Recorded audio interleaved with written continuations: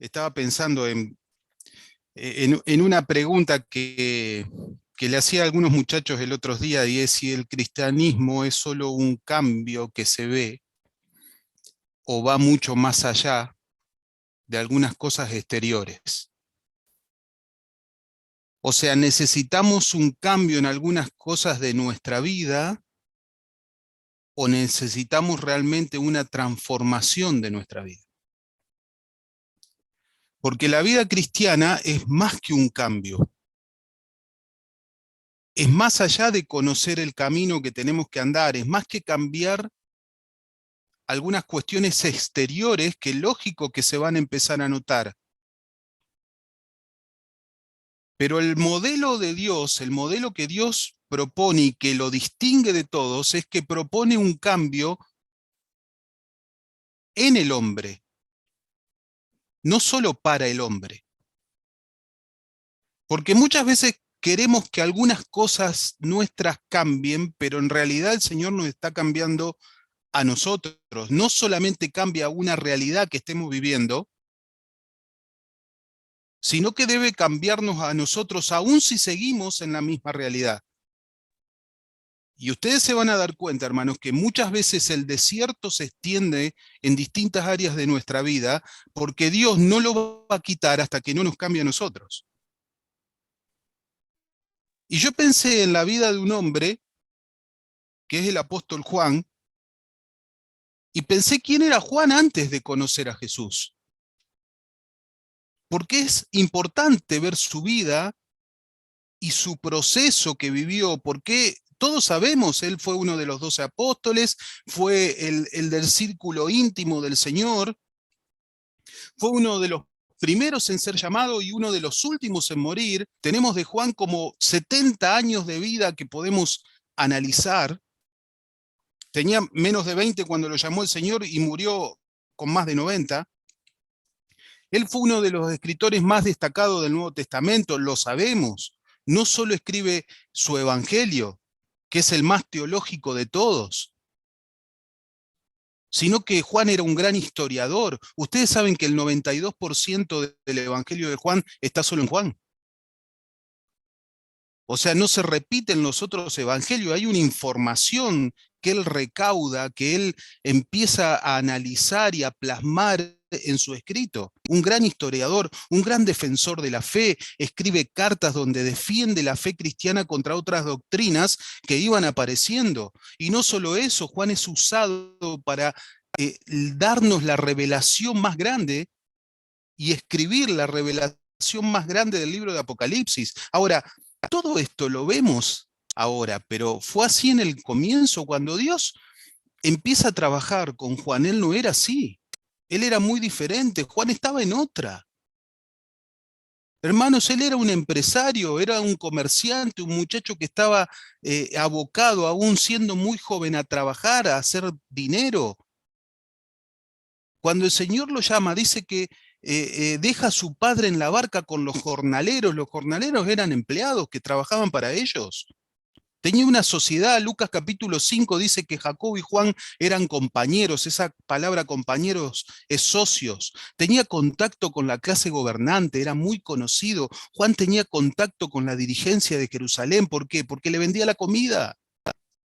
Hay un detalle importante en Juan 18 cuando nos muestra que este hombre era conocido del sumo sacerdote, tenía contacto, ¿se acuerdan? Para entrar al patio donde estaba siendo juzgado el Señor. ¿Y a quién hace entrar? A Pedro, el patio de la derrota. Él conocía desde adentro la casa del sumo sacerdote, tal es así que no sé si ustedes se acuerdan de la escena del huerto cuando lo vienen a buscar al Señor, que, que Pedro en su ímpetu, en su propia fuerza, saca un cuchillo, una espada, y le corta la oreja al siervo del sumo sacerdote, ¿se acuerdan? El único que nombra y que lo conoce por el nombre y después más adelante escribe y se acuerda de esa historia es Juan, porque conoce desde adentro la casa del sumo sacerdote aún los nombres de los sirvientes. Juan era una persona con mucho contacto y allí está Juan. Así empezó, él no empezó siendo un gran apóstol. Pero cuando él decide seguir a Cristo, él se da cuenta que tiene que entrar en un proceso de transformación. Todo lo logrado se lo tuvo que replantear. ¿Y por qué les digo a ustedes esto y por qué me lo digo a mí? Tenemos 50 años, 60. Porque hay cosas, hermano, que todavía tenemos que seguir replanteando. Porque hay cosas que tenemos que seguir examinando, no importa en la posición que estemos ni el camino recorrido. Porque muchas veces el modelo de vida que es bueno para nosotros no es el modelo de Dios. En muchas áreas de nuestra vida tenemos que seguir replanteando cosas como hombres. Dios empezó a hacer un cambio profundo en Juan, no fueron cuestiones externas. Y Juan se empezó a dar cuenta que él tenía que adaptar su vida al modelo de Dios. Yo pregunto, ¿cómo está nuestro modelo de vida hoy? Porque tal vez ya estamos grandes y hemos caminado mucho tiempo con Dios, pero con más razón, podemos decir realmente en la profundidad de nuestro corazón y ahí en la intimidad, ¿viste? Donde nadie te ve, solo Dios, y donde muchas veces en nuestra mente empiezan las preguntas y los cuestionamientos. ¿Podemos decir realmente que como hombres nuestro modelo es el modelo de Dios? Porque por lo menos hay tres áreas, digo por lo menos porque podríamos nombrar alguna otra, tres áreas en las que Juan tuvo que ser transformado y en las que nosotros debemos seguir analizando si estamos siendo transformados. Yo voy a leer rápido algunos pasajes, si ustedes por ahí lo quieren anotar. Lucas capítulo 9, versículo 49. Lucas capítulo 9, versículo 49 dice, entonces respondiendo Juan dijo, Maestro, hemos visto a uno que echaba fuera demonios en tu nombre y se lo prohibimos, porque no sigue con nosotros. Y yo creo que en la primera área que tuvo que ser transformado Juan fue en su criterio, en su criterio. Ustedes saben que en la época de Jesús, como dice el libro de los Hechos, habían salido muchas personas a hacer esto, echaban fuera demonios incluso en nombre como Elías, en nombre de Juan el Bautista, y surgieron algunos que echaban fuera demonios en el nombre de Jesús. Y Juan, que ya era discípulo del Señor y que lo seguía y que había dejado todo para seguirle, su empresa, escuchó esto y se los prohíben. No pueden hacer esto porque ustedes no están con nosotros, no son del círculo de los apóstoles del Señor. Y entonces Juan hace esto y viene a darle el reporte a Jesús, pensando que Jesús lo iba a aplaudir, le iba a palmear la espalda y le iba a decir, muy bien, Juan. Ahora, Juan está usando un criterio comercial. Está usando un criterio empresarial, porque él era empresario. Él era un comerciante. Hay un concepto en el mundo empresarial, en el mundo comercial, que es el derecho que tiene una persona de pagar para usar una marca. Juan había pagado un derecho, había dejado todo, había pagado muy caro estar con Jesús. Y él cuando usa el nombre de Jesús, lo usa con propiedad, dice, yo tengo derecho porque yo dejé todo y estoy siguiendo a Jesús. Y él cree que los demás no tienen el mismo derecho que él ha pagado un precio alto y escucho a otros que no han pagado ese precio y están usando ese nombre. No nos siguen a nosotros, dice Juan, y están usando el mismo nombre. Pregunto, ¿es lógico lo que piensa Juan? Yo creo que sí. Juan está cuidando los intereses del Señor. Juan está juzgando, tal vez con un criterio correcto. Ahora el Señor le dice, no, Juan, no es así. ¿Saben por qué? Porque humanamente parece muy lógico, pero no va con los criterios del reino. Juan está tomando una decisión que humanamente es lógica. Pero hermanos, no siempre lo que es lógico para los hombres es correcto para Dios.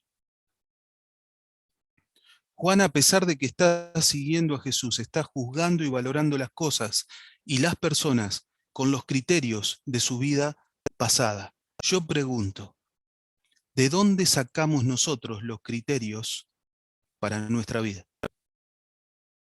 ¿De dónde sacamos nosotros los criterios para tomar decisiones?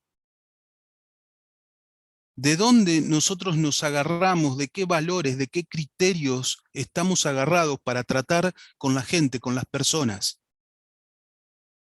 Porque el ser cristiano es más que estar en una iglesia, es mucho más de los cambios exteriores de conducta que está bien.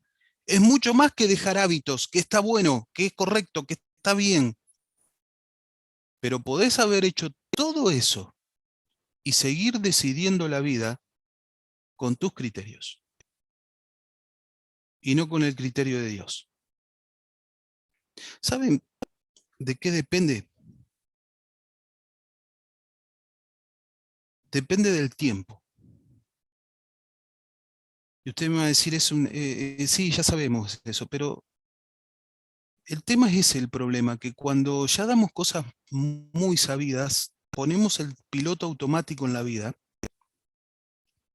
y el piloto automático nos lleva a nuestros criterios. Depende del tiempo, o sea, más tiempo con Dios, menos tiempo de presión exterior. Más tiempo en la intimidad, menos tiempo de influencia. Más tiempo con Dios, mayor fortaleza para resistir la presión.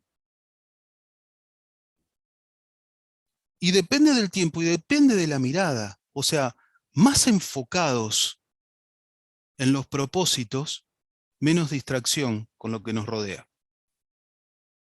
Y no estoy hablando de ministerio, estoy hablando de vida. Estoy hablando del día a día. Estoy hablando de cuando salimos a la calle, cuando nos encontramos con otras personas, cuando manejamos el negocio, cuando estamos trabajando, cuando vamos al súper, cuando nos encontramos con alguien. ¿Qué criterio estamos usando? Juan tenía que ser transformado en sus criterios como nosotros tenemos que serlo. Es más que un cambio exterior.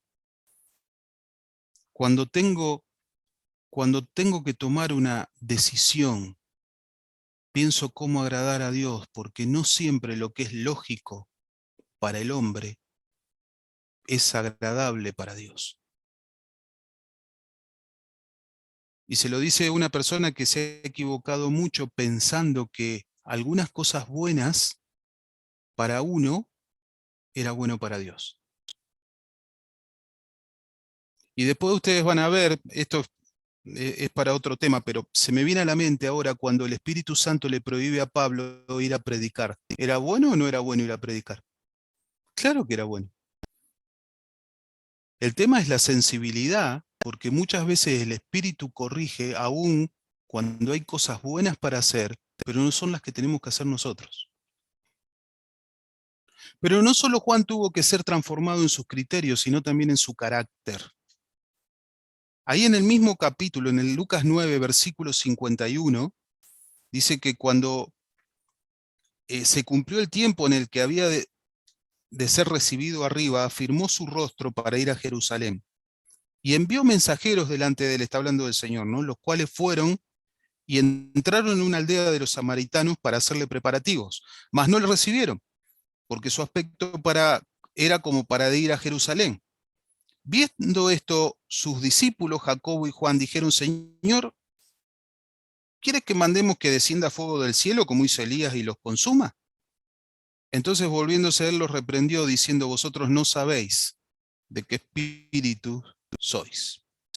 Bueno, ustedes saben, judíos y samaritanos no se podían ver, pero como Jesús siempre rompe todos esos moldes y dice, bueno, no solo no vamos a pasar por Samaria, sino que nos vamos a hospedar en Samaria, vamos a dormir ahí. Entonces van algunos a buscar hospedaje y otros se quedan esperando que ellos vuelvan con la noticia. ¿Y cuál es la peor noticia que pueden recibir? No nos reciben porque se dieron cuenta que somos judíos. Entonces Juan escucha esto y le sale el terrorista de adentro, hermanos. Le sale el indio, ¿sí? Se le sale la cadena. Los quería liquidar. Señor, hagamos un asado, hagamos bife, un vuelta y vuelta con ellos, Señor. Juan, hermanos, escuchen, Juan. ¿El apóstol de qué decimos de Juan? El apóstol del amor. ¿Cómo será el del odio entonces? Señor, que descienda fuego del cielo. Los quemamos, ya está, se terminó el problema. Pero para llegar a ser el apóstol del amor, tuvo que pasar por un proceso de transformación. No siempre fue una persona dócil, amable, cariñoso. Lo primero que le salía cuando alguien se le oponía, le salía el terrorista. Lo primero que le salía era aniquilarlo, matarlo. Ahora, ¿cómo lo quería matar? Con un apoyo bíblico que justifique. Juan dice, como hizo Elías. Ustedes saben que la mejor forma de justificar lo injustificable es con un versículo de la Biblia. Y a veces somos expertos en eso. Hay gente que es experta en encontrar versículos para justificar cualquier cosa. Juan se acuerda de Elías, que hace descender fuego del cielo. No solo para consumir los profetas en el monte, sino para, en 2 oportunidades, sobre 50 soldados que le manda el rey, los quema, Segunda Reyes capítulo 1. Entonces él se acuerda de esto, se agarra de esto, busca un argumento bíblico para convencer al Señor. Y ya tiene el texto bíblico para justificar la locura. El Señor se da vuelta y otra vez lo corrige y le dice, muchachos, hijos del trueno, ustedes no saben de qué espíritu son. Porque ese no es el carácter de un discípulo de Cristo. Y yo pregunto, ¿cómo es nuestro carácter, no? ¿Cómo son nuestras reacciones, hermanos? ¿Cómo reaccionamos ante la presión? ¿Cómo reaccionamos ante las dificultades? ¿Cómo reaccionamos ante las personas que no piensan como yo? ¿Cómo reaccionamos cuando nos cuestionan cosas, cuando nos ponen en jaque, cuando nos dicen, che, ¿qué es esto que no entiendo? ¿Qué estás haciendo? ¿Cómo reaccionamos en casa? ¿Cómo reaccionamos con nuestros hijos, nuestras esposas, nuestra familia? Miren, yo sé que alguna vez, eh, tenemos que ser honestos, ¿no hemos querido liquidar a alguien alguna vez? Señor, o te lo llevaba vos o te lo mando. Eh, bueno, tal vez lo han hecho con nosotros también y ni nos enteramos, ¿no? Capaz que han orado así por nosotros y no nos enteramos, pero ¿saben una cosa? Yo creo que las presiones, las crisis, demuestran lo que hay en nuestro corazón. A veces decimos que debido a las crisis o debido a la presión o debido a los problemas, reaccionamos de esa forma. Es que las crisis, las presiones, los imprevistos, las heridas, los ataques, muchas veces demuestran que hay cosas dentro nuestro que todavía el Señor tiene que transformar. Muchas veces cuando las cosas no salen como nosotros esperamos, tanto en casa como en la iglesia, como en el ministerio, como en el trabajo, como en el negocio, sale muchas veces el terrorista de adentro, ¿no? Yo me acuerdo del Señor, Deuteronomio capítulo 8, el Señor lleva a su pueblo al desierto y le dice, y te acordarás de todo el camino por el que te ha traído Jehová, ¿se acuerdan? Estos 40 años en el desierto, ¿para qué? Para afligirte, para probarte, para saber lo que había en tu corazón, si habías de guardar o no los mandamientos. Pregunto, ¿necesita Dios un desierto para saber lo que hay en nuestro corazón? No, nosotros necesitamos el desierto, hermanos. Nosotros necesitamos las crisis, las presiones, los ataques, las heridas, porque eso revela de qué está hecho nuestro corazón, revela que hay cosas que todavía tienen que ser transformadas, que no sea solo algo, algunas prácticas o conductas, sino de la raíz, el núcleo ahí donde nadie ve, los criterios, los valores con que decidimos la vida, la familia, las amistades, los recursos, los valores, los criterios con que decidimos la obra, los ministerios, las relaciones, nuestro dinero, con qué criterio lo estamos manejando. Él quiere transformar también nuestra reacción, nuestro carácter frente a las circunstancias de la vida, pero no solo criterios, no solo carácter. Termino con esto y los dejo tranquilos, sino también su corazón. Marcos capítulo 10, versículo 35. Yo creo que se van a acordar, lo vamos a buscar igual. Marcos capítulo 10, versículo 35. Entonces Jacobo y Juan, hijos de Zebedeo, se le acercaron diciendo: Maestro, querríamos que nos hagas lo que pidiéramos. ¿Se acuerdan? Es como los chicos que dicen: yo te quiero pedir algo, pero ¿me vas a decir que sí? No, primero pedime, no, primero decime que sí. ¿Sí? Quisiéramos que nos hagas lo que te vamos a pedir. Ahora, los chicos lo hacen con nosotros, hacerlo con el Señor realmente. El Señor les dice: bueno, ¿qué es lo que quieren? Bueno, concédenos que en tu gloria nos sentemos uno a la derecha y el otro a la izquierda. Mira vos, pavada de pretensión debe haber pensado el Señor, ¿no? Bueno, dicen ellos, para organizar las cosas con anticipación, ¿eh? Lo interesante es que dice el versículo 41 que cuando lo oyeron los otros 10, se enojaron contra Jacobo y con Juan. ¿Por qué se enojaron? Porque entre nosotros, así en criollo, los primerearon. ¿Eh? Es decir, estos van a tener los mejores lugares y a nosotros nos dejan afuera. Ahora, qué frustrante de haber sido para el Señor esto, ¿no? Yo pienso lo frustrante debe ser para el Señor verlo en este tiempo en su iglesia. Hermanos, varones, líderes, ver hijos que se pelean por posiciones. Qué frustrante debe ser para el Señor, después de todo lo que ha hecho por cada uno de nosotros, ver hijos que se pelean por posiciones dentro de la iglesia, dejando de lado a otros, queriendo estar por sobre otros. Ya llevaban más de 3 años de ministerio, el último tiempo del ministerio del Señor terrenal, y ahora en el momento final sale la motivación de su corazón, eso que tenían ahí guardado. ¿Qué es lo que estaban esperando? Ser reconocidos, la motivación del corazón. Ustedes no tienen ni idea de lo que están pidiendo, le dice el Señor. ¿Ustedes creen que puede beber del vaso que yo voy a beber? ¿Van a ser bautizados con el bautismo que yo soy bautizado? Está hablando de su muerte y Jacobo paga caro. Fue el primero de los apóstoles en morir a los 40 años aproximadamente, decapitado por Herodes.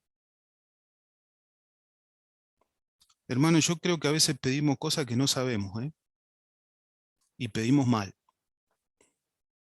porque nuestra motivación está equivocada, porque nuestro corazón a veces nos ha traicionado, porque encerrado en una espiritualidad no estamos buscando la gloria de Dios, estamos queriendo solucionar algunas cosas nuestras. Muchas veces somos movidos por intereses personales. Miren, les abro mi corazón, ¿eh? No estoy juzgando a nadie, pero les hablo mi corazón. Yo creo que este es un espacio donde tenemos que abrir nuestro corazón. Ahora el Señor dice, sigue diciendo: yo soy el que escudriña, la mente y el corazón. El Señor sigue diciendo: yo conozco, yo me paseo, Apocalipsis, capítulo 2, yo me paseo ahí, en la iglesia, yo conozco. Entonces yo pregunto, ¿qué es lo que el Señor tiene que transformar en nosotros? Mis criterios, los principios, los valores con que me manejo, mi carácter, la forma en que reacciono ante las circunstancias que me pasan en mi casa. ¿Cómo, cómo reacciono de lunes a viernes? Porque vieron que los sábados y los domingos somos todos, parecemos ángeles, no nos faltan las plumas nomás. ¿Eh? Pero de lunes a viernes, ¿cómo reacciono en la calle cuando alguien se me cruza, y voy manejando? ¿Cómo reacciono cuando mi señora me plantea cosas que yo me saca? ¿Cómo reacciono con mis hijos? ¿Cómo reacciono? ¿Cómo está mi carácter? ¿Cómo está mi corazón, hermanos? Las motivaciones y los pensamientos que nadie ve. ¿Cómo estoy en la intimidad? Ahí donde me miro al espejo y veo cosas que no quisiera que nadie vea. Esta transformación es una metamorfosis, es un proceso irreversible. El Señor comienza un proceso irreversible, un proceso que nunca vuelve atrás, porque el que comenzó la obra la va a perfeccionar, la va a completar, la va a terminar. Gloria a Dios por eso. Pero ¿cuánto tiempo vamos a seguir dando vuelta en el desierto de 40 años? Dios es el único que puede transformar, Dios tiene que transformar. Y no estoy hablando de formas, estoy hablando de algo profundo, estoy hablando de lo que está dentro. Dios le dijo al profeta Samuel, no mires lo que miran los hombres. Basta, dejemos de mirar lo que miran los hombres. Es una palabra que me llega a mí continuamente. No mires lo que miran los hombres. Los hombres juzgan con sus criterios humanos. ¿Se dan cuenta ahí otra vez la palabra criterio? Miran el color, miran la forma, las apariencias, el tamaño, las liturgias. Pero yo miro lo que está en el corazón, lo que más importa. Y mientras nosotros sigamos como hombres, pensando con nuestros criterios la vida, tomando las cosas con nuestro carácter porque parece que así nos vamos a imponer, y dejando que nuestro corazón sea balanceado de un lugar a otro, vamos a seguir llenándonos con cosas superficiales. Y es imposible que nuestra vida remonte.